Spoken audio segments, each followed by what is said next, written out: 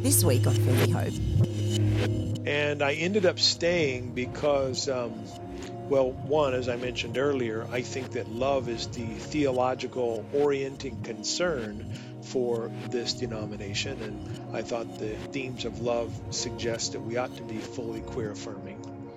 But I also knew some other people in the denomination who were queer affirming. And I thought maybe if we kind of stuck together, we could create a bit of a movement.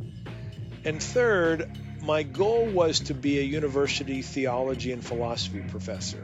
And I knew that for a lot of people, it's in university that they start asking questions about sexuality in general and their own sexuality in particular. And I thought that maybe I could be a resource. In those days, we didn't use the word ally, but that's what I was thinking I might be able to be.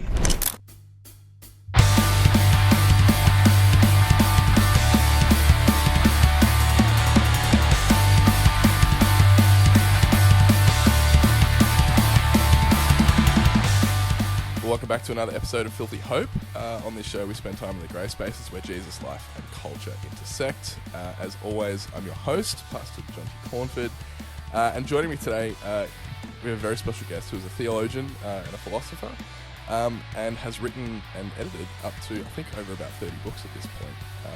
I'll double check when if that's about right. But welcome to the show, Thomas Jay Oord. I'm glad we've connected. I'm looking forward to this conversation. It's a bit of a thrill to have you on the show. I have a couple of friends in particular that when I mentioned that I was having this conversation today, they were very excited and will be looking forward to listening to this conversation. So thanks so much for your time, and we really appreciate you being here. Yeah, my pleasure. So for people that may not be familiar with you, for our listeners, maybe just we'll start there by... what's a day in the life of Tom looking like these days? Well, if you haven't figured it out already by my accent, I'm an American theologian and philosopher. I teach doctoral students at Northwind Theological Seminary, and the doctoral program is in open and relational theology. But as you mentioned in your intro, I'm always writing or editing books, and I've just got off a project before we got in this call, so that's a main part of what I do. And then I also do a lot of speaking, and so I travel to conferences and universities, seminaries, churches, etc., trying to help people think through theology and the big questions of life. Yeah, wonderful. And just on a personal note, your writing and even some of your speaking, I know I've listened to quite a number of podcasts and speaking things that you've been on over the years. That they've been a massive resource and help for me in my I'm happy to hear that, Jonty. Journey. So I'd highly recommend if people haven't come across your work already to go and check that out as well. I'd love to start because people that are aware of you in theological circles probably are most familiar with you in the last year or two in queer theology spaces for one or another reason. So I'd just love to start there and kind of work our way through. Great. When this... maybe we could start actually by, for people that may not know, explaining what's been happening for you in that space in the last couple of years, and then we might start at the beginning and explain some of that. So, for people that may not know, you fell into a bit of should we say controversy in recent years? Maybe explain for our listeners what that looked like for you. Yeah, about 3 years ago, some formal charges were brought against me for being queer affirming. I was an ordained elder in the Church of the Nazarene, and that denomination does not have a queer affirming position. And some more of the conservative pastors in the Midwest of the United States sent charges to my local superior. We call him a district superintendent, and he presented me with those. And the only charge that had real teeth was this view that I'm queer affirming, and I am queer affirming, and I had been saying so publicly. That led to a hearing in which I defended myself for a couple of hours. I was not disciplined after that hearing, and my assignment was taken away, and I was eventually told I couldn't preach in the little church that I'm a part of. I and my daughter then published a book of 90 plus essays And we titled that book, Why the Church of the Nazarene Should Be Fully LGBTQ plus Affirming. And those essays included writings from queer people, allies, and scholars. And when that came out in the spring of 2023, I mean, all hell broke loose in the denomination because the conservatives and some of the leadership didn't want to have that conversation. That led in the summer of 2023 for me to be charged yet again. I was given the charge that I was teaching doctrine against the denomination's statement on human sexuality, and that I was engaging in conduct unbecoming a minister for trying to see the change happen in the denomination's view of sexuality. It took almost a year for those charges to come to trial. I was notified in May of this year, of 2024, and then I had an official trial in July of this year. And at that trial, I defended myself. I brought in theologians. My defense was not that, somehow the Church of the Nazarene manual should be able to accommodate my view. My defense was that the manual ought to change, that the denomination ought to alter its view on queer issues to become fully affirming. I called it an argument from love. The verdict of that trial was that I was not only found guilty and my ordination or my credentials was taken from me, but they also excommunicated me. They took away my membership, and so I was kicked entirely out of the denomination. And so I'm no longer in that denomination, and that's in a nutshell what's happened in the last few years. Right. Well, I'm sorry that has been, I'm sure, such just a draining Yes, experience. painful, and a lot of physical anxiety. I mean, I expected to lose my ordinations, but I did not expect to lose my membership. But I can understand why the committee was angry with me, because rather than sort of bowing down and worrying about what they might do to me, I was aggressive and went to using social media to call for change, and I'm sure that aggravated them. And before we, because I'd love to jump back and sort of like trace your journey up to that point with queer affirming theology. You mentioned that you weren't expecting to stay to retain your ordination. What then was driving you to continue to fight and carry this process through? Yeah, I had three big goals. As you'll probably find out by the end of this interview, I'm a very strategic kind of person. So I think about what I might be able to accomplish and then try to set out to do those things. My three big goals were, first of all, I wanted to be a voice of encouragement to queer people, to give them language for their full affirmation. I think a lot of folks, not only queer people, but allies, they intuitively know that the Christian gospel is conducive to a full affirmation of LGBTQ plus people, but they may not have the language. They may not be able to articulate it theologically. And I'm a professional theologian, so I wanted to give the gift to both queer people and allies to encourage both of them. So those were my two big goals. The third one is that I hoped that maybe in some way what I was going to do could move the denomination toward full affirmation. I didn't think it would happen immediately. I'm not that naive. But I also believe that organizations change, and it takes catalysts to see that change. And perhaps what I do now could have influence in the future.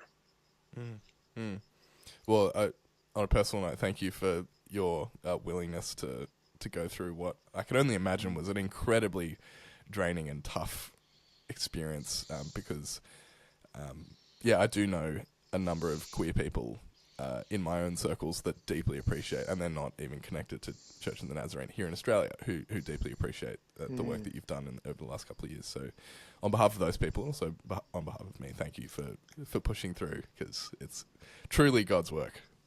Yeah, it is. It is very physically, emotionally draining. It's Mm, I do a lot of think. I'm like most everybody, probably. Uh, I'm like almost anybody, but maybe sociopaths. I want people to like me, you know, and it's not fun when people don't like me on social media or people in denomination. But in addition to that, there's just a lot of anxiety in the process, mm, and so I, I I knew it was going to be difficult, but it was more difficult than I expected. mm. Yeah, and I remember hearing on something recently that your own theological take on queer affirmation dates all the way back to the 90s. Is that about right? Yeah, that's Maybe right. take us back there, and what were those first seeds of starting to think critically about this subject matter theologically? Yeah, well, I grew up in the Church of the Nazarene, which is not all that big in your part of the world. So I should say that the Church of the Nazarene is kind of like a conservative Methodism, or so it has a theology that encourages or is based on issues of love and sanctification and living right. And I grew up in that kind of environment. I was a very dedicated Bible study person. I was an evangelist. Um, and my change to becoming queer affirming happened when I was in seminary in my mid 20s. Um, I took a course in religious education, and as part of that course, we had to develop some curriculum for churches. And so, me and a couple of friends decided, well, let's explore this in what in those days we called the homosexuality question. And we did that using what's called the Wesleyan quadrilateral. We asked the question of how does it match with Scripture? How does it match with tradition? Does it fit experience? And is it reasonable? And using that fourfold matrix, I came to believe that, quote, homosexuality, again, the word we used in those days, could be compatible with full, authentic Christian faith. And then the question for me was, do I stay in this little denomination that, at least at that time, I thought was nowhere close to becoming affirming? We weren't even having public conversations about these issues. And I Mm, ended up staying because, well, one, as I mentioned earlier, I think that love is the theological orienting concern for this denomination. And I thought the themes of love suggest that we ought to be fully queer affirming. But I also knew some other people in the denomination who were queer affirming. And I thought maybe if we kind of stuck together, we could create a bit of a movement. And third, my goal was to be a university theology and philosophy professor. And I knew that for a lot of people, it's in university that they start asking questions about sexuality in general and their own sexuality in particular. And I thought that maybe I could be a resource.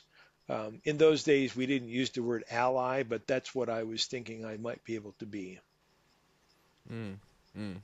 And over the between then and where you are today, I imagine you've had countless conversations that have been pretty tricky at a relational level before even the theological level. How have you found, particularly when speaking with people who are non-affirming, what's your approach been? And I'm sure that has changed over the years in not necessarily trying to go in trying to change people's minds, but just having those open conversations, trying to open people up to new theological ideas, or just trying to have people open to where the spirit might be moving. When at a starting point, it seems like there's an impasse there with affirming and Yeah. non-affirming Christians.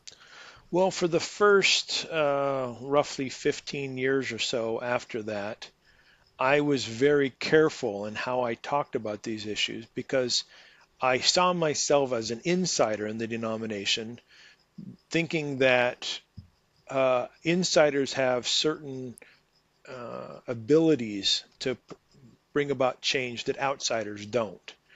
And so I not only tried to help students think through these things, but I helped other people as well. And I found that amongst the scholars in the denomination, there was a much warmer reception to what I had to say.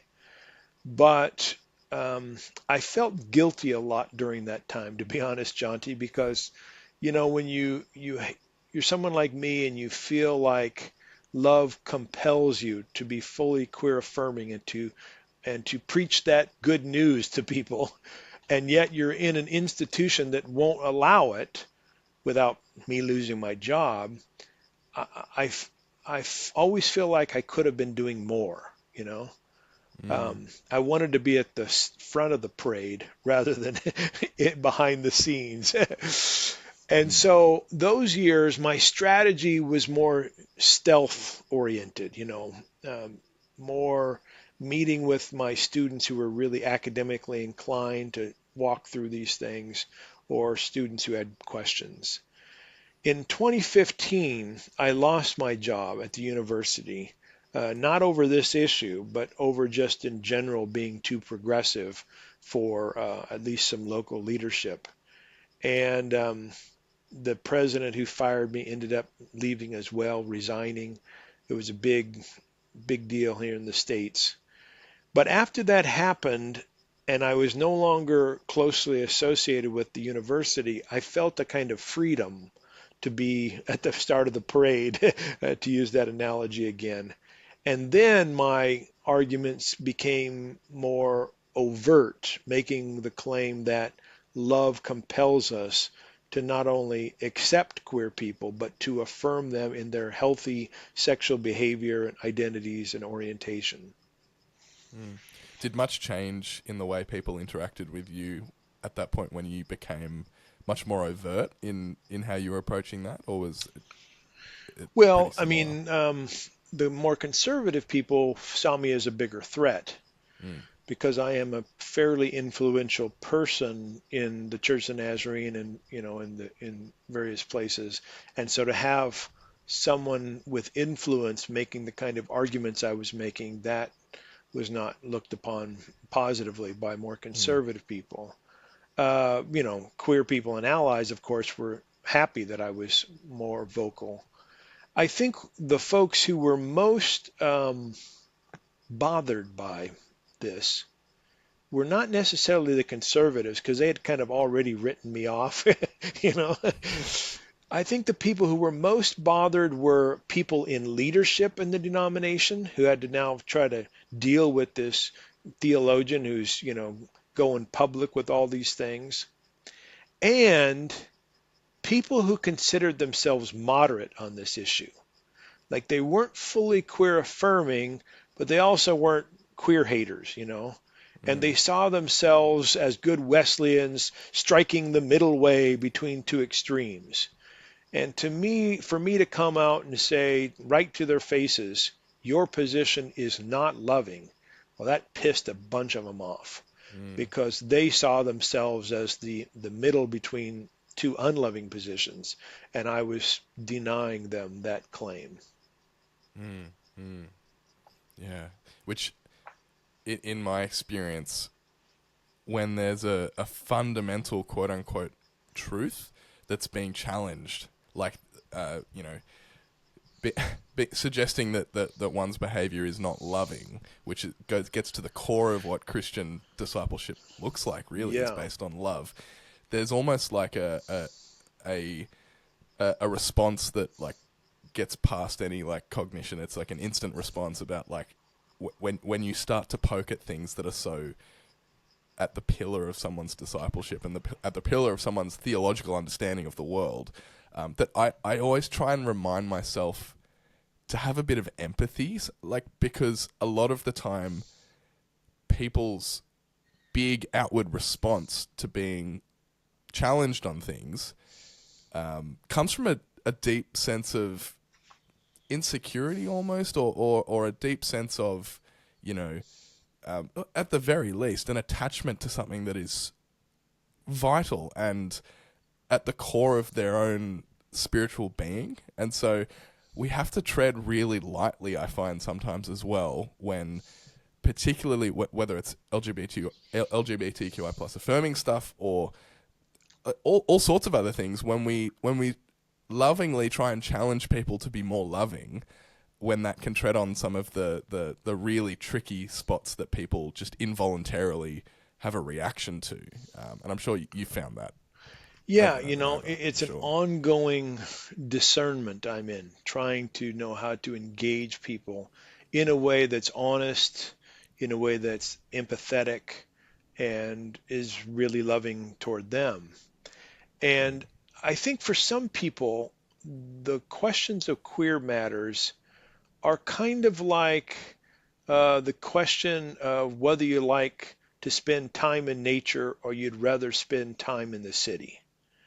That argument, if you're a nature lover, you can make all kinds of arguments for why it's psychologically helpful to be in nature. And if you're an urban lover, you can talk about the power of community. And there are deep-seated feelings people have in that argument. But, at the end of the day, I'm going to say, well, hey, there's advantages to both, and I can walk Mm, away. But when it mm, comes to the queer issue, because I know so many queer people who struggle with mental health issues because they've been ostracized, they've been marginalized, they've been told by Christians they're sinners and they're sinful, the damage I think is genuine, and I'm more likely to be blunt in my interactions with people who are not queer affirming. I don't want to be um, I don't want to be dismissive of them. I want to mm. listen to them what they're having to say, but I think the stakes are too high to just pretend like it's a question of whether it's better to spend time in nature or in the city. Yeah, yeah. I don't have the stats on me on hand, but I remember it was quite recently actually reading, the percentage of queer people with mental health issues, and even as extreme as suicidal ideation, increases dramatically when that overlaps with being a churchgoer. Which, when you look at something like that, it's beyond. It's a safety issue at that point, isn't it? Right, In right. going like, well, clearly there is something about our theology, our teaching, our stance, the way we are teaching the gospel to people it isn't actually unhelpful, it's harmful to queer people. And at that point, as far as I'm concerned, and it frustrates me when I have conversations with people who don't see this in the same way that I do. It's no longer a conversation of theology as much as it is a conversation of this is harming people. We need to address this and look critically at how our teaching is reaching people. And if our teaching is causing people's mental health issues and suicidal ideation rates to go up, that's a no-brainer to me. That requires looking at and addressing. Yeah, it seems like a no-brainer to me too. But Mm, here I think some broader theological issues come into play. When at my trial, I brought in some people who talked about the health problems that are accompanying queer people who are not in loving families and loving communities, and the suicidal ideation, and et cetera. One of the people on the committee said something like, well, I really feel bad about the suffering these, in this case, there were students, these students are enduring who are queer. But heaven and hell is on the line here. mm, And better for them to feel uncomfortable now and repent to go to heaven than spend eternity in hell over their queer or behavior. And I thought to myself, okay, now one's view of heaven and hell matters. Now, I mm, happen to not believe there is an actual hell. I don't think everybody goes to heaven. I think we continue to have choices after this, and God is always calling us to love. And there's the possibility that everyone will say yes to love, but it's not inevitable. But because I don't believe in a hell in which God sends people who are queer, my stance on this differs pretty radically. If I thought the afterlife was the only thing that mattered, well, maybe his argument would make more sense to me. So theology really does matter in these things. And I think that's an illustration of it. Yeah, I think it was in one of Brian McLaren's books. I think it would have been.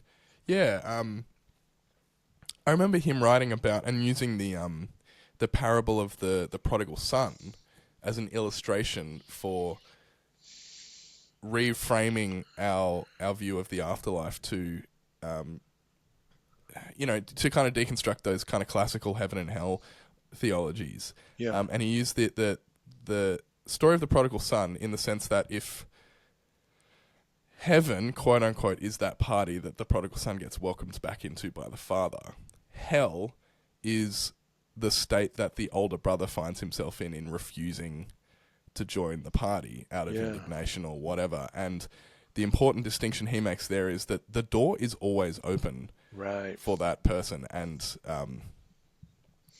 I remember that when I was probably 15 or 16 reading that for the first time, kind of opening up. And I think Rob Bell then also pokes at some of that stuff with Love Wins, that, if we take the death and resurrection of Christ seriously, then why do we think that death is the final point at which we are able to accept salvation? And offers up this idea that salvation and eternity with God is a continual offer that continues to be reached out to us even past the point of death. And so I'd love to ask you, like, how do you feel about this idea? And you brought up your own theology around heaven and hell. What has that looked like?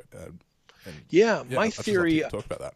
I call my theory the relentless love theory.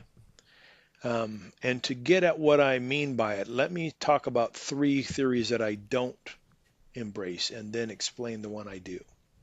I don't embrace the traditional view that some people spend eternity in heaven and other people are sent to hell for eternity. I don't think it has good biblical support, and I don't think it portrays God in a loving way. I also, however, don't believe in a kind of everybody goes to heaven universalism because God has the kind of power to send everybody there. The kind of universalism you might find in a Karl Barth or a David Bentley Hart, for instance. In each of their views is pretty sophisticated, but at the end of the day, both of them think that an omnipotent God created or can coerce everyone to go to heaven at the end, even if they don't want to. I think that if God has that kind of power to fix things at the end, God ought to be doing it right now. God ought to be stopping unnecessary suffering and pointless pain. So I don't embrace what I'll call traditional universalism. I also don't like the annihilationist view that's popular in some circles. This is the view that God doesn't send anybody to hell, but God either actively annihilates by burning up those who are sinful, or passively does not resurrect those who are sinful. And then those who are sinners are resurrected and they go to heaven, whatever. In my view, that way of thinking paints God as someone who gives up, whose love isn't really forever, whose forgiveness doesn't exceed eternally. So I'm not an annihilationist. My relentless love view, the one that I do affirm, says that God in the present and in the future always invites us to a loving relationship. And we always can say yes or no, moment by moment, in this life and the next life. And in my view, God never gives up on anyone. God's love is everlastingly relentless. And because of that, we have the genuine hope that everyone will eventually cooperate, but not the kind of guarantee that could only come if God forced people to cooperate. And so some people call this optimistic universalism or something like that.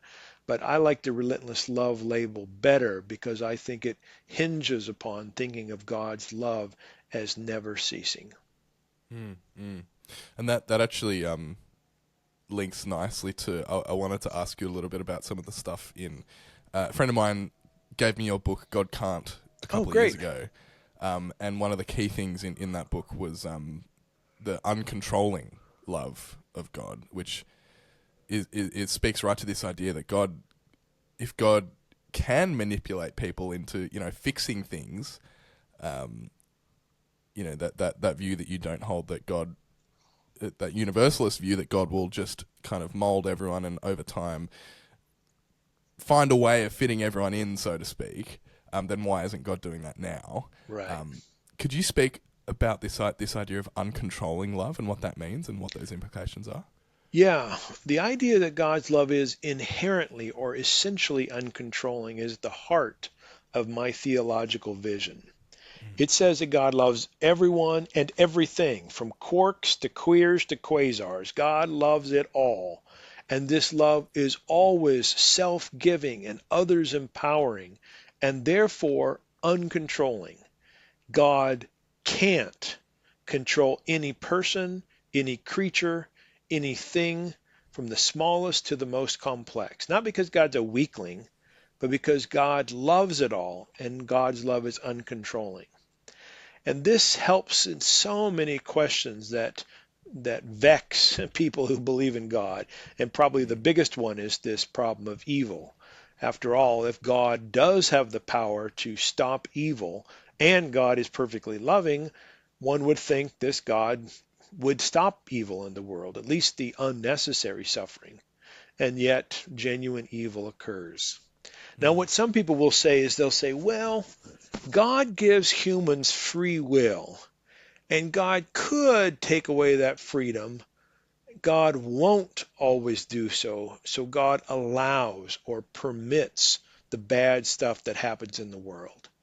And the problem with that view is that it sounds as if God could have stopped it, but for some reason chooses not to. And we can think of all kinds of examples in which if we have the ability to prevent evil but choose to allow it, then we're not really loving people. And yet we don't apply that same logic to God.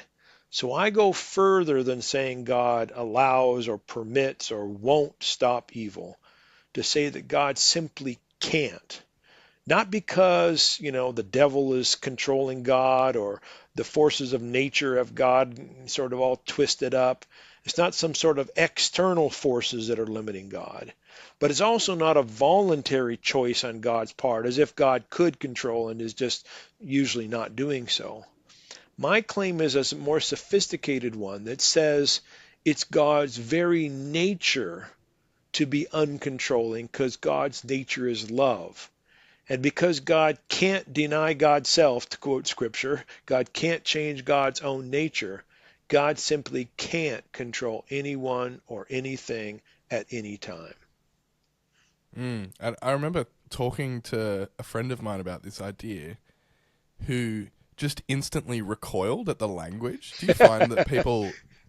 I imagine that's pretty common in your own conversations with people, that the idea that God can't, what are you talking about? God can do anything. Yes.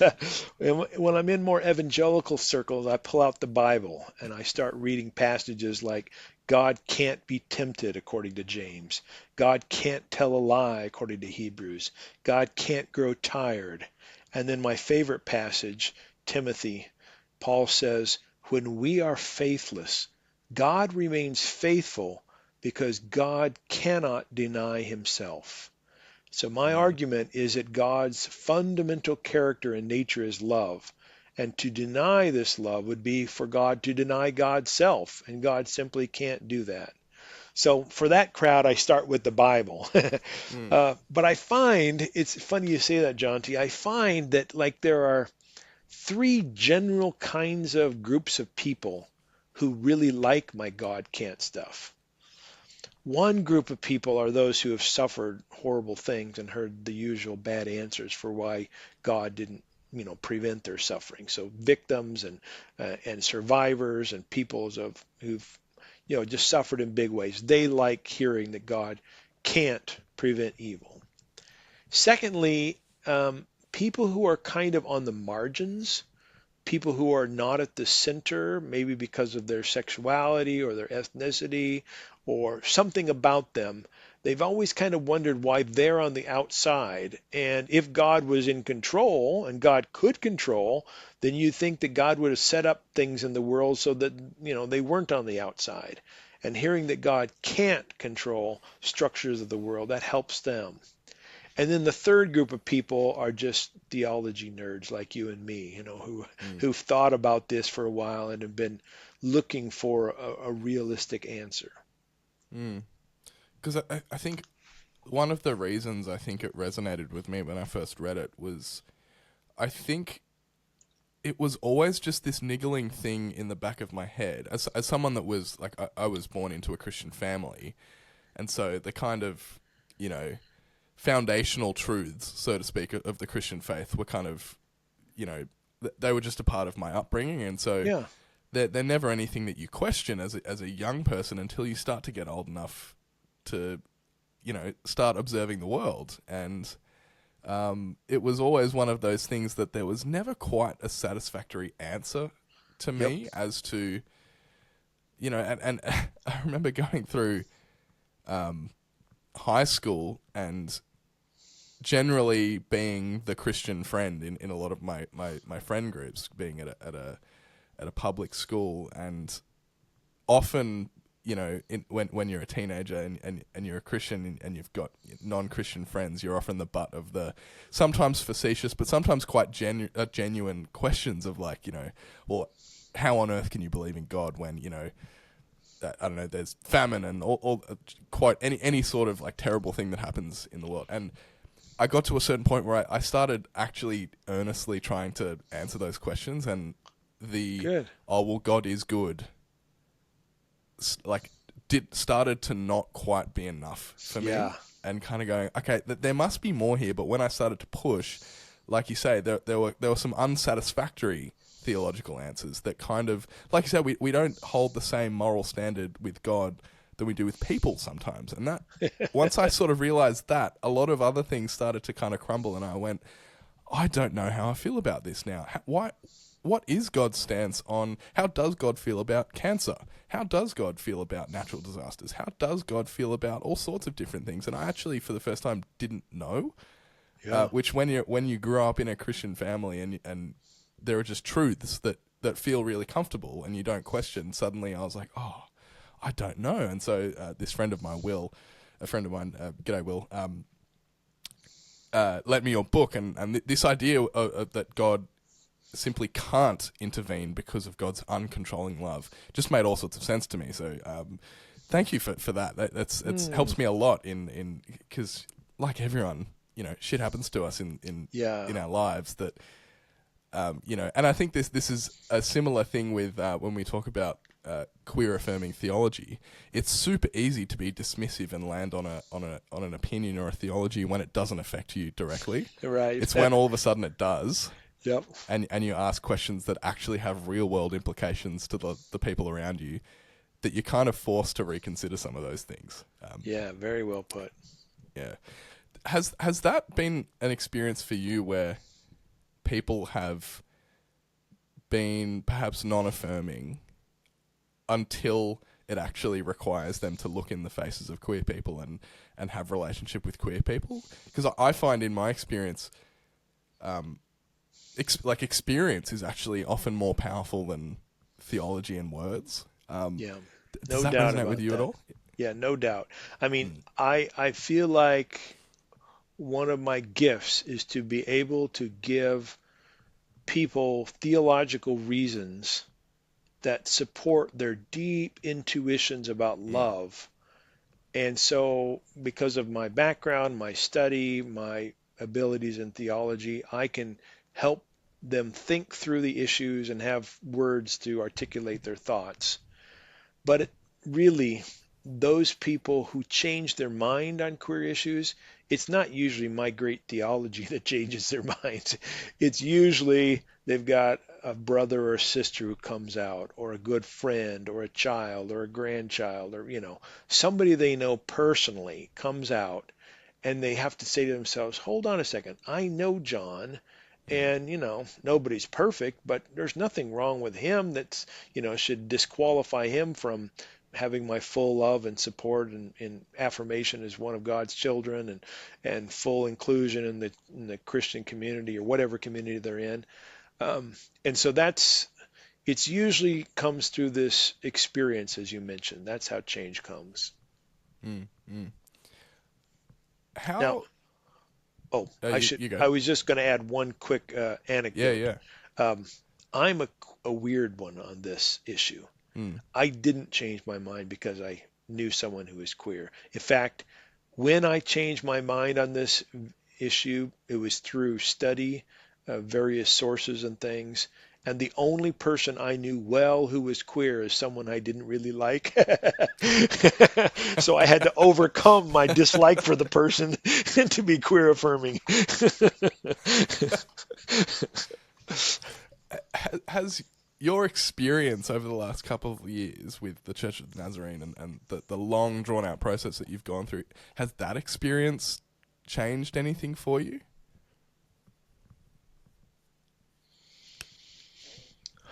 Um, what has it changed? It hasn't changed my views on queer issues. Mm, I think they're more sophisticated than they once were because I've had to respond to questions and objections and things. I think it's changed the way I think about denominations and Christianity. mm, Um, I think probably most people, when they think of Christianity and whatever denomination they're in, they probably think of it as pretty set. Like the Christian faith is made up of certain beliefs and doctrines, and those have been handed down throughout the centuries, and whatever denomination they're a part of has etched out its own little niche in that Christian story, or if they're Muslim, their own little niche, whatever.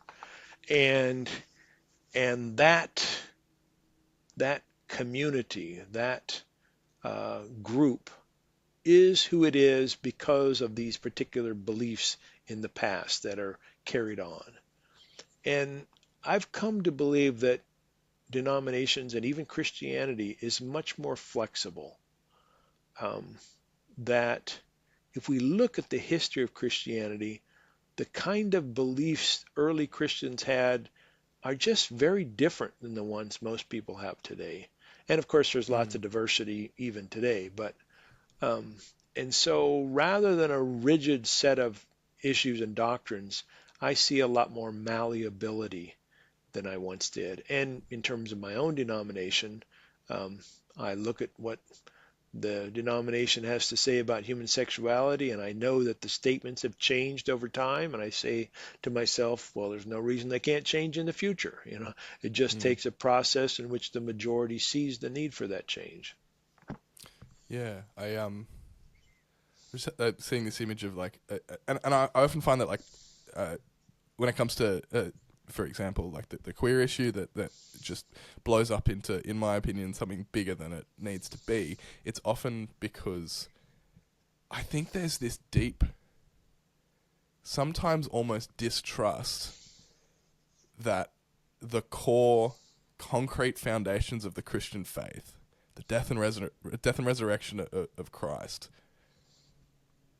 aren't sufficient with like to build a movement around anymore, which I think is absurd. Of course it's absurd. And so you see things like you talk about the needing to be plastic and malleable. Like when we start pouring our own concrete in our church theologically, and we're kind of not trusting in that foundation, that the core of the gospel is a firm foundation that we can put our lives on, and we start pouring these concrete foundations around it that of course are brittle, and so you start to try and move them or shape them, and they crack and fall apart, and so of course people go, no, don't touch that'll break. I often there's a someone who I listen to a fair bit who's in a band called Under Oath, talking about, it was in one of their documentaries I think, that church culture and denominations and all of those kind of man-made add-ons to the gospel are often like a house, and houses require renovations, and houses require maintenance, and different people move in and out of them. And sometimes he was talking about like this idea that sometimes it is actually okay to just burn the thing down to get back to the concrete foundation at the bottom. That's actually the important thing. That's the thing that doesn't change. So I'm just really curious and interested to see in 50 years even, when we look back on the conversation that the church is having now about queerness, whether that thing is still this concrete pillar that people are trying to maintain, or whether it's something that has been a bit more flexible. I suspect it will have changed. You know, I want to affirm your intuition of wanting to have some kind of foundation that doesn't move. However, I also realize that defining what that foundation is can be a very difficult thing. Even taking the death and resurrection of Jesus as an example. I know many people who think that's essential for being a Christian, and then they lay out what that means, and it's a view of resurrection that I don't find palatable. So, you know, what exactly is resurrected, and how did it happen, and whose body, and, you know, all that sort of stuff. Those are big questions. So even having that kind of foundation is not exactly as clear as many people might think. For myself, I am a follower of Jesus, or at least that's what I'm trying to do. And I consider myself a part of the Christian community because there's ideas in Christianity that I find inspiring, I think truthful, and I orient my life around. But I've noticed in the last couple of years, I've realized a shift that's happened in my life.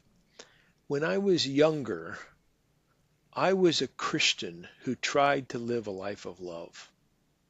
Today, I'm a lover who also happens to be a Christian. For me, love is more fundamental than the Christian faith even. And I think Jesus would be pretty happy with that. But that's a shift in perspective for me. Yeah, wow, that's fascinating. Look, I don't want to keep you for too much longer, but one thing I do, we do ask just about all of our guests on this show, is what are you grateful for today?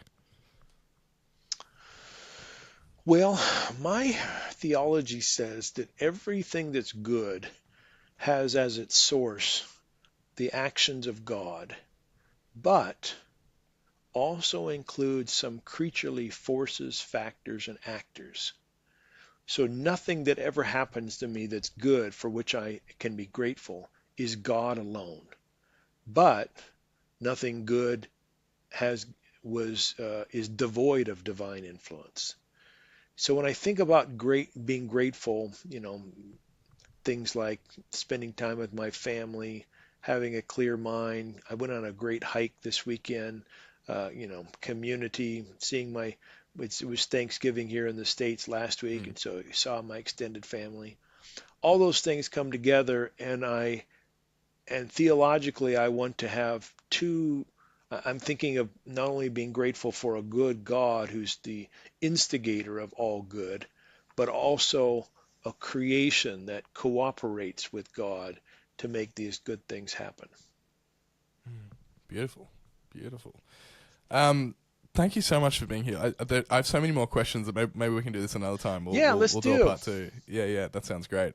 Where can people find you if they want to follow up on anything or get in touch? And probably just the easiest way is to Google me. I've got a strange last name. It's spelled Oord, Thomas Jay Oord. And if you do that, you can probably find my email address and my website and the Center for Open and Relational Theology and a lot of other stuff. Yeah, I think next time we chat, hopefully I'd love to hear all about the relational theology stuff. It's really fascinating to me. So yeah, I encourage people to go out and find Tom's stuff and have a read and have a listen. It's great stuff. And hopefully we'll have another chat sometime soon and get right into it. Yeah, thanks for this, Jonty. I'd look forward to doing this again. This is a prayer for the people who want to give up, who have been hurt beyond repair and cannot bear to see your face in anything. Find peace in letting go of the guilt that is in yours, and find hope in understanding. Life is not a game you have to win. Forgiveness